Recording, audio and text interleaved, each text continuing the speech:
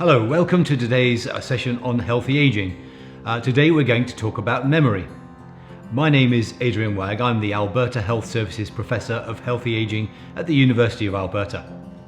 Many people ask about changes in memory with aging, and many people expect that it's a story of inexorable decline. Now, while it's true that some things do get worse with aging, that's not true for everything. We're all used to the phenomenon of walking into a room and then forgetting why we're there, walking out of the room and then remembering. Well, things like that are awfully common and probably are normal for aging. Changes in memory, which are around short-term memory, start to affect us in the 5th decade of life and then may get more frequent. But we shouldn't be concerned about that unless we notice that our memory is much worse than people of a similar age. Likewise, other areas of memory are very well preserved in later life. In fact, your vocabulary is probably at its peak in your 50s and 60s and doesn't get worse until you're 70 or older. Your maths ability is exactly the same. And in fact, your autobiographical memory, your story of who you are, where you're from and your life story is extremely well preserved, such that even frail older people living with dementia can give a very good story about their life when they were young if you ask them about it. We all know about the phenomenon of IKEA. IKEA, of course, make flat pack self-assembly furniture. And unsurprisingly, we're not as good at putting that together as we might be when we were younger. Some of you may have ridden bicycles when you were younger. You might think, well, can I ride a bike again now? And you'll be pleased to know that your memory for things that you've done before is also very well preserved. So I could give some of you that haven't ridden a bike for 10 or 20 years a bicycle to get on. And if you're mobile, you're very likely to be able to ride it again. And this brings us on to the idea of wisdom. Why are older people called wise? Well, largely they've seen it before. Performance based on previously reacted to phenomena is very well preserved. So it's rather a myth that memory gets worse as you get older, just because of old age. Clearly, diseases do affect that, and if you're living with other diseases, then that may well have an impact on your memory. And we'll talk about some of those diseases and how to maybe prevent those or how to manage those a little bit later. So, memory. What can we do to preserve it in terms of its impact on aging? Well, it's true that brain cells can regenerate, albeit very slowly. So it's not inexorable decline, but we do see that people's brains shrink as we get older. That can be true for people with the age-related memory impairments, like some of the dementias, but it's also true of normal aging. First thing we should do is exercise. There is increasing evidence that regular exercise is good for our brains. It's good for our cardiovascular fitness and managing our risk factors for heart disease, but also good for brains. It preserves good circulation to the brain, and that helps nerve cells survive. So how much exercise should we do? The current recommendations suggest about 150 minutes of exercise a week, and that should be exercise which makes us a little bit breathless.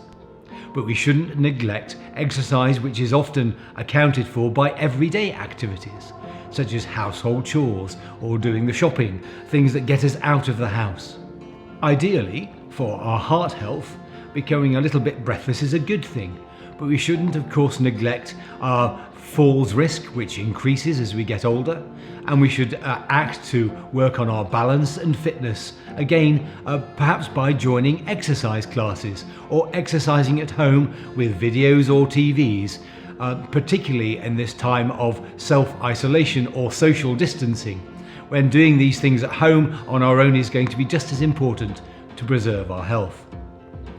Exercise is not only good for cardiovascular and cerebral health, but to prevent diabetes, to help with mental health and depression, and can also affect other diseases associated with later life. It's also good for your blood pressure. So maintaining a good body mass index and cardiovascular fitness is probably the first thing that we should all try and do. We should think about things that might be a threat to brain health. We should Clearly, in late life, not smoke. There are advantages to giving up smoking, however old we are, in terms of respiratory health, heart health and brain health. We should think about using alcohol moderately. Alcohol may help us at night to get off to sleep, but is associated with a worse and fractured sleep later at night, and of course, because of its effect on the kidneys, gets you up to pee more, thus disturbing your sleep. We should think about socialisation. Socialisation, of course, is also extremely important to preserve brain health. It's been shown in clinical trials that people who socialise regularly and engage in intellectually stimulating activities have better memories and cognitive function than those who don't. The more varied the intellectual activity or the social engagement, the better the effect.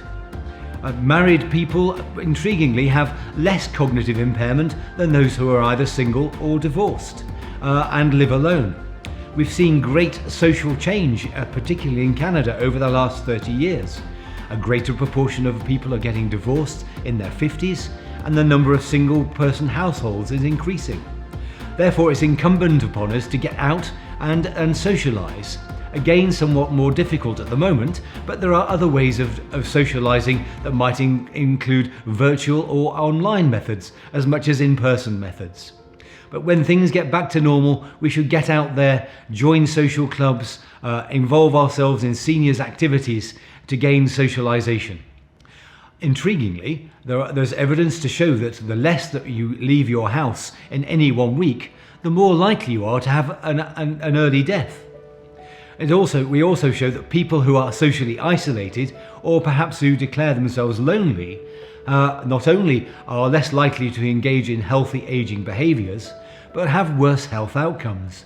They're less likely to give up smoking. If asked, they're more likely to smoke. They're more likely to use excessive amount of alcohol and more likely to have a poor diet. Which leads me on to the next thing, nutrition. Nutrition is extremely important for cognitive health in later life. That Mediterranean diet is really the thing that we should try and adhere to. Reducing our levels of red meat and saturated fats, eating oily fish twice a week, lots of vegetables and fibre, and reducing carbohydrates where possible. Much of this evidence comes from evidence which isn't necessarily proving a cause, but an association.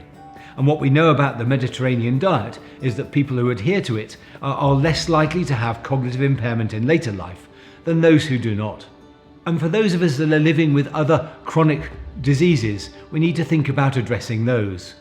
Many of the lifestyle and behavioural things that are required for healthy aging and healthy brain aging are entirely within our control, as is the management of a disease. We need to think about maintaining cardiovascular fitness, particularly making sure that our blood pressure is well controlled if we're already on medication. We should make sure that our diabetes, if we have it, and many more people in later life are developing type 2 diabetes, often because of obesity, we should make sure that that is well controlled. Of course, the worse the diabetic control over the long term, the more likely that you are to develop complications.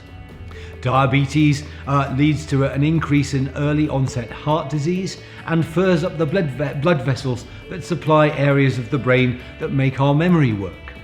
So controlling diabetes over the longer term is extremely important. We should think about chronic respiratory disease. Hypoxia, the lack of oxygen in the blood, again is not very good for our long-term health.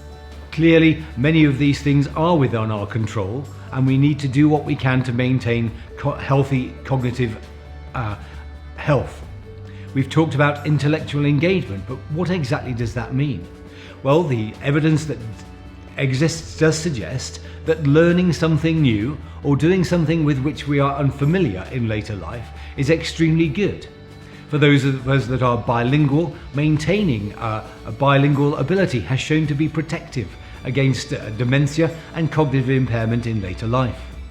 Engaging with intellectually challenging activities such as book clubs, puzzles, word searches, online games all appears to be of value.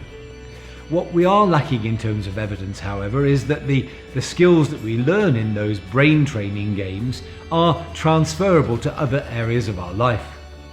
We can train people to be better at, say, shooting tanks on a war game, but we don't often see a tank to shoot when we're shopping in Safeway. However, intellectual activities do appear to be of benefit. So we've talked about the maintenance of brain health being really important, and there are several threats to brain health, particularly in later life. We've talked about lifestyle habits such as smoking and drinking, but the effects of chronic disease are also apparent. Diabetes, heart disease, and chronic respiratory disease being some of them. We need to adopt different ways of engaging and keeping people's mental stimulation going, to engage people and make sure they don't lose their sense of purpose or well-being.